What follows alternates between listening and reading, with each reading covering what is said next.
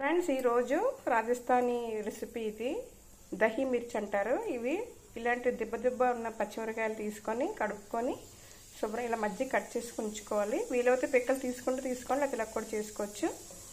ఇది చపాతీ రైస్లోకి చాలా బాగుంటుంది. ఇలా ప్యాన్ పెట్టుకుందాం, కొంచెం ఆయిల్ వేసుకుందాం. దీనికి ఉప్పు, కారం, పసుపు, ధనియాల పౌడరు, జీలకర్ర, ఆవాలు ఇవన్నీ తీసుకోవాలి. మెయిన్ ఇంగ్రీడియంట్ పెరుగు. ఇది చెప్పడం మర్చిపోయాను, ఇదే కావాలి దీనికి కదా. కొంచెం ఆవాలు, కొంచెం జీలకర్ర. ఇప్పుడు పచ్చిమిరపకాయలు వేద్దాం. ఇది నెమ్మదిగా గోల్డెన్ బ్రౌన్గా వచ్చేట్టుగా వేపుకుందాం. కొంచెం సాల్ట్ వేద్దాం, పసుపు వేద్దాం.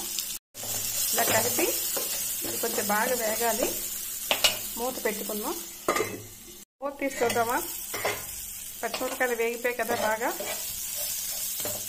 వీటిలో కొంచెం ధనియాల పౌడర్ వేద్దాం, కొంచెం కారం వేద్దాం.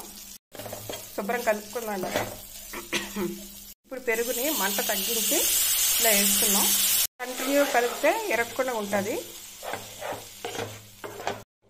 వీటిలో కొంతమంది నిమ్మకాయ పిండుకుంటారు, కస్తూరి మెత్తి, పుదీనా, లేకపోతే కొంచెం కొత్తిమీర వేసుకుంటారు ఫ్లేవర్కి. నేను అవేం వేయడం లేదు. ఫ్రెండ్స్, నా వీడియో నచ్చితే లైక్ చేయండి, సబ్స్క్రైబ్ చేయండి, షేర్ చేయండి. థ్యాంక్ యూ అండి. ఇది రాజస్థానీ దహీ మిర్చి అంటారు రెసిపీ. ఇది చపాతీ అన్నిట్లో బాగుంటుంది. ఇది బాగా దగ్గరగా అవ్వాలి. దగ్గరగా అయ్యి మనకి అప్పుడు బాగుంటుంది తినడానికి. మూత పెట్టుకుందాం, కొంచెం సాఫ్ట్ అవుతుంది కదా. ఇలా దగ్గరగా అయిపోవాలి. చూస్తున్నారు కదా,